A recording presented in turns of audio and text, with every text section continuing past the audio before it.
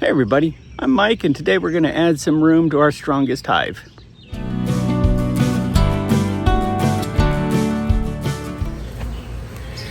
And we'll just pop this open.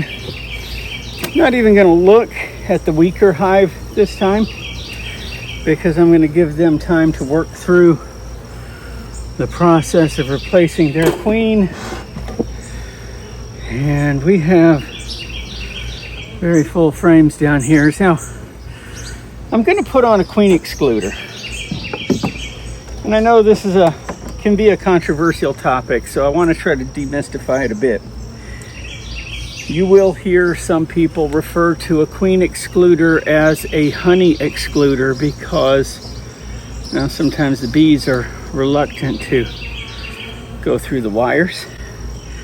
Sometimes these wires are spaced a bit too small for the bees to go through them comfortably.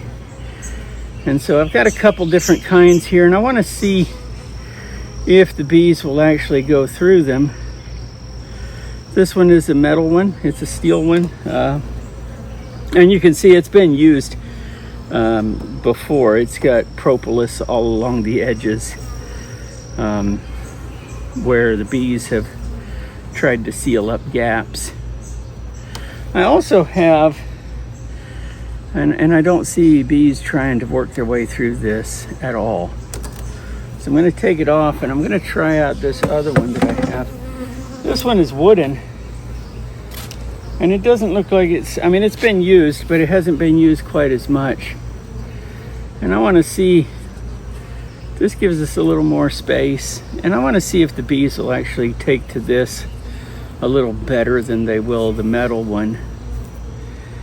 But I don't see the bees putting up too much fuss. This wooden one actually seems to give them a little more space on the top bars, so they might take to this a little bit better. So I'm going to leave this wooden one on here.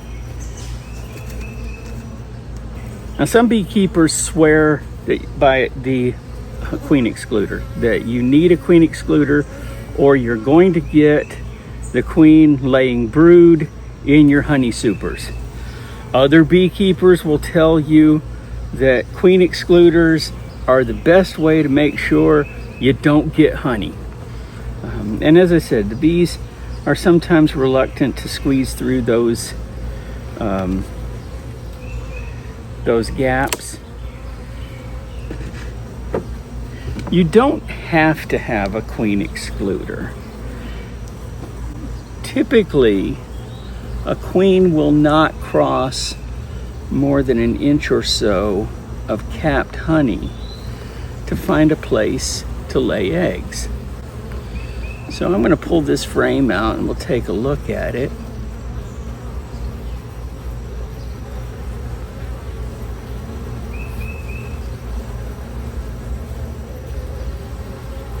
And it is just full of capped worker brood.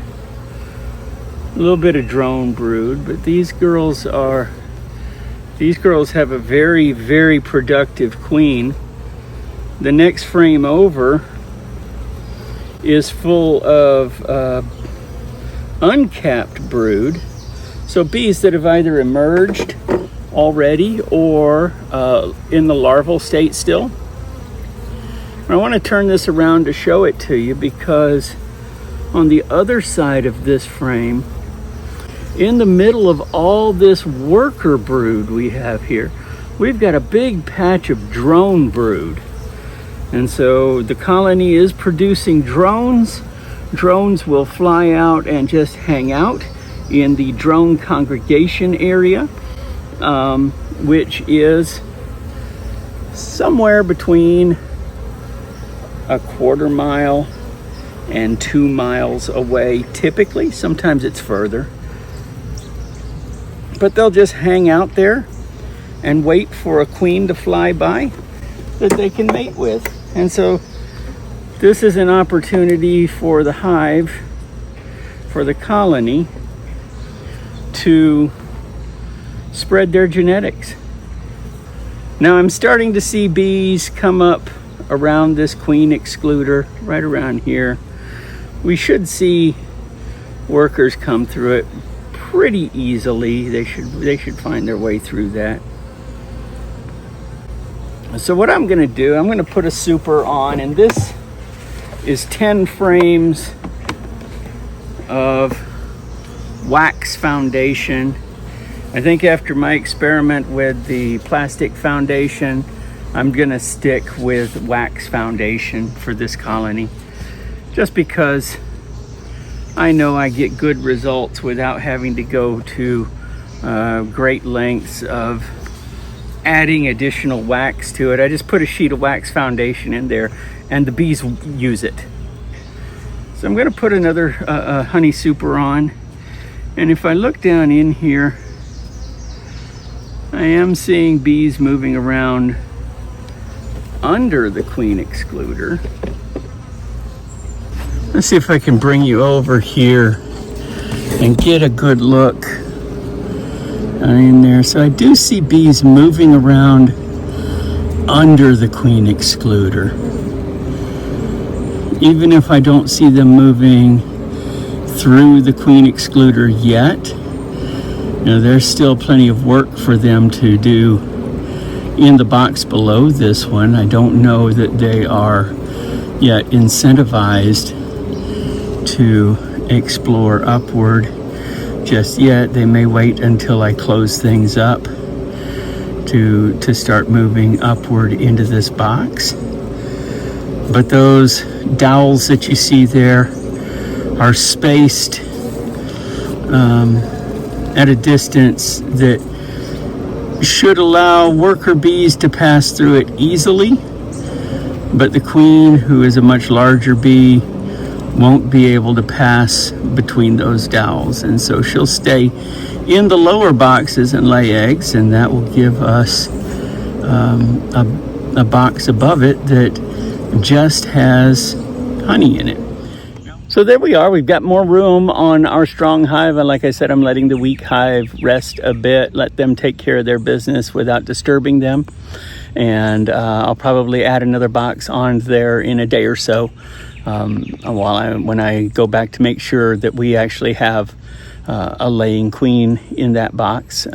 Anxious to see how they're doing and how that process is coming along.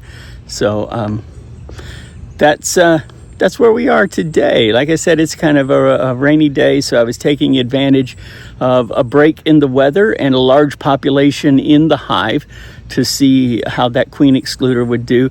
I did see some bees. I didn't manage to catch them on camera, but I did see some bees move through the queen excluder, so I'm confident that things will be okay there. We'll just check on it in a couple of weeks and see how they did.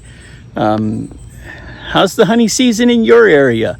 What are your thoughts on queen excluders? Yes, no, sometimes, never, hate them, burn them all with fire? Let's hear your comments. Let's hear your opinions in the comments down below. If you like this content, give us a like, please. That always helps the channel out. And be sure to subscribe because I have a lot more content coming. So until next time, thanks a lot, everybody.